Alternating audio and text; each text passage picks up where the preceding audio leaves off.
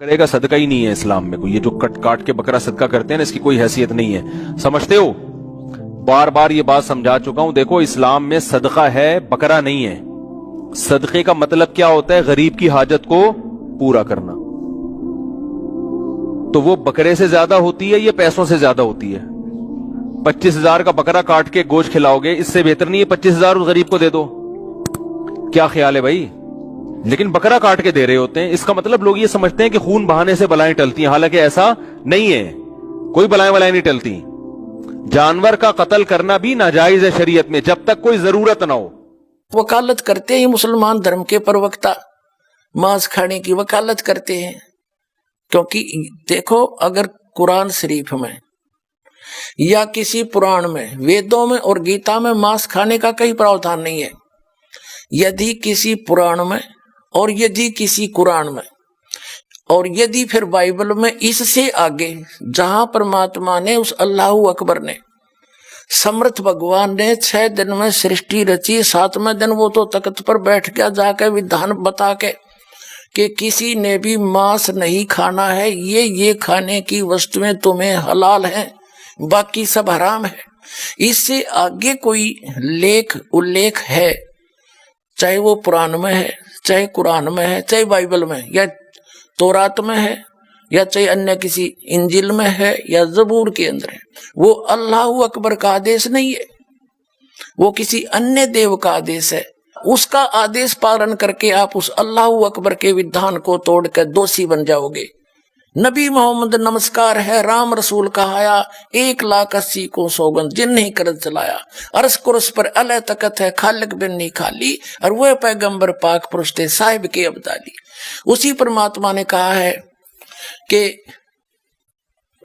जो नर गोश्त खाते हैं प्रत्येक राक्षस जान, इसमें संशय है नहीं, हिंदू खाइयो चाहे मुसलमान।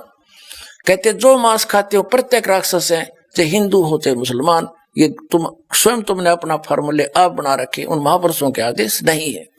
कहते हैं मांस खावे सो ढेढ़ सब, और मद पीवे सो नीच, और कुल की दुर्मति पर हरे, भगवान कहे सो ऊंच। कहते मांस खावे सब ढेढ़ है, चाहे हिंदू है चाहे मुसलमान, सिख है या ईसाई।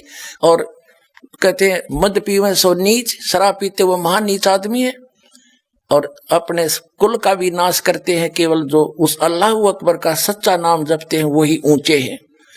समझदार को संकेत बहुत होता। अब आप जी को दिखाया है परमात्मा नर आकार है, 6 शरीर है, 6 दिन में सृष्टि रची, और परमात्मा ने 6ठे दिन मनुष्य को अपने जैसा, अपने अनुरूप, अपने शरीर जैसा, अपनी सूरत जैसा उत्पन्न किया, नर और नारी करके उनकी उत्पत्ति की, और उनको खाने के लिए आदेश दे दिया। अभी आपने पढ़ा, आप फिर भी पढ़ सकते हैं। और आगे फिर वो क्या कहता है देखो, और परमेश्वर ने कहा, नर और नारी करके उनकी सृष्टि की, और परमेश्वर ने उनको आशीष दी, उनसे कहा फूलो फलो और पृथ्वी पर भर जाओ, और उसको अपने वश में कर लो, और समुद्र की मछलियों तथा आकाश के पक्षियों और पृथ्वी पर रेंगने वाले जंतुओं पर अधिकार रखो। यानी उनसे, जैसे इंसान ने शेर तक को भी काबू कर लिया, हाथियों को भी बांध लिया, तो इस ऐसे कंट्रोल करने के लिए कहा उन्होंने। आगे देखो, फिर परमेश्वर ने उनसे कहा, यानी मनुष्यों को भी, फिर परमेश्वर ने उनसे कहा कि सुनो, जितने बीज वाले छोटे छोटे पेड़, ये मनुष्यों के लिए आदेश है, सारी पृथ्वी के ऊपर हैं, और जितने वृक्षों में बीज वाले फल हैं, वे सब मैंने तुमको दिए तुम्हारे भोजन के लिए। मनुष्य के लिए उस अल्लाह ताला का आदेश, अल्लाहू अकबर, जिसने 6 दिन में सृष्टि रची, 7वें दिन तख्त पर जा बैठा, वो है अल्लाहू अकबर है। वो अल्लाह कबीर है, वो कंप्लीट गॉड है, वो सर्जनहार है, वो क्रिएटर है। उस क्रिएटर का आदेश नहीं है मांस खाने का मनुष्य को, पशु पक्षियों को भी नहीं है। आगे देखो,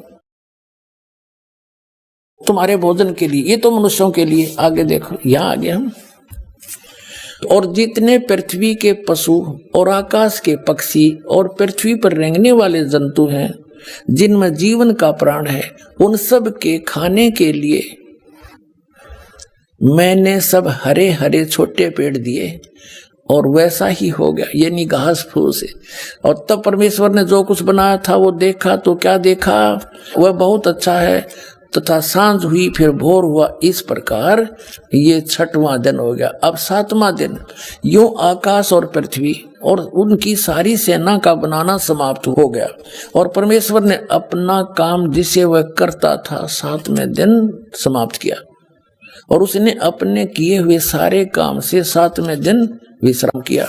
और परमेश्वर ने 7वें दिन को आशीष दी और पवित्र ठहराया, क्योंकि उसमें उसने सृष्टि की रचना के अपने सारे काम से विश्राम लिया। ठीक, अपने आत्माओं,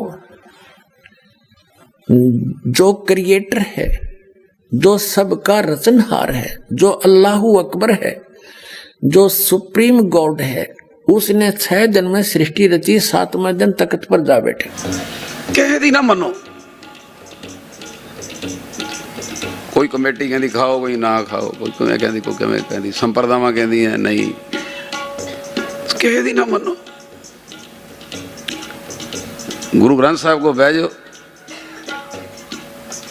ਇਹਦੇ ਵਿੱਚੋਂ ਪਰਮੇਸ਼ਰ ਨੂੰ ਵੇਖ ਕੇ ਨਾ ਪੁੱਛੋ ਵੀ हे ਪ੍ਰਭੂ ਪਰਮੇਸ਼ਰ ਤੁਸੀਂ ਦੱਸੋ ਜੈ ਜੇ। ਰੱਬ ਨੂੰ ਪੁੱਛੋ, ਛੱਡ ਦਿਓ ਸਭ ਨੂੰ। ਗੁਰੂ ਗ੍ਰੰਥ ਸਾਹਿਬ 'ਚੋਂ ਰੱਬ ਵੇਖ ਕੇ ਤੇ ਤੁਹਾਨੂੰ ਰੱਬ ਜਵਾਬ ਦੇਗਾ, ਜਿੰਨੇ ਧਰਤੀ ਦੇ ਜੀ ਪੈਦਾ ਕੀਤੇ ਮੈਂ ਕੀਤੇ ਹੈ। ਰੱਬ ਕਹੇਗਾ ਮਾਸ ਖਾਣ ਵਾਲੇ ਵੀ ਮੈਂ ਪੈਦਾ ਕੀਤੇ ਹੈ ਤੇ ਨਹੀਂ ਖਾਣ ਵਾਲੇ ਵੀ ਮੈਂ ਪੈਦਾ ਕੀਤੇ। ਰੱਬ ਜਵਾਬ ਦੇਗਾ ਤੇ ਤੁਸੀਂ ਕਹੋਗੇ ਰੱਬਾ ਵੀ ਮੇਰਾ ਮਸਲਾ ਤੇ ਹੱਲ ਨਹੀਂ ਹੋਇਆ, ਵੀ ਮੈਂ ਖਾਵਾਂ ਨਾ ਜਾਇਜ਼ ਹੈ ਕਿ ਨਹੀਂ। ਰੱਬ ਕਹੇਗਾ ਮੈਂ ਹੀ ਪੈਦਾ ਕੀਤੇ, ਖਾਣ ਵਾਲੇ ਵੀ ਨਹੀਂ ਖਾਣ ਵਾਲੇ ਵੀ। ਤੁਸੀਂ ਕਹੋਗੇ ਮੇਰਾ ਮਸਲਾ ਹੱਲ, ਮੈਂ ਜੋ ਸਵਾਲ ਕੀਤਾ ਵੀ ਖਾਵਾਂ ਕਿ ਨਾ, ਤੇ ਰੱਬ ਤੁਹਾਨੂੰ ਦੂਜਾ ਜਵਾਬ ਦੇਗਾ ਕਿ ਭੋਲਿਆ ਮੈਂ ਹੀ ਜੀ ਪੈਦਾ ਕੀਤੇ ਨੇ ਦੋਵਾਂ ਤਰ੍ਹਾਂ ਦੇ। ਘੋੜਾ ਮੈਂ ਪੈਦਾ ਕੀਤਾ ਨਹੀਂ ਖਾਂਦਾ, ਬੱਕਰੀ ਰੱਬ ਕਹੇਗਾ ਮੈਂ ਪੈਦਾ ਕੀਤੀ ਨਹੀਂ ਖਾਂਦੀ ਮਾਸ, ਗਾਂ ਨਹੀਂ ਖਾਂਦੀ ਮਾਸ, ਮੱਝ ਨਹੀਂ ਖਾਂਦੀ ਮਾਸ,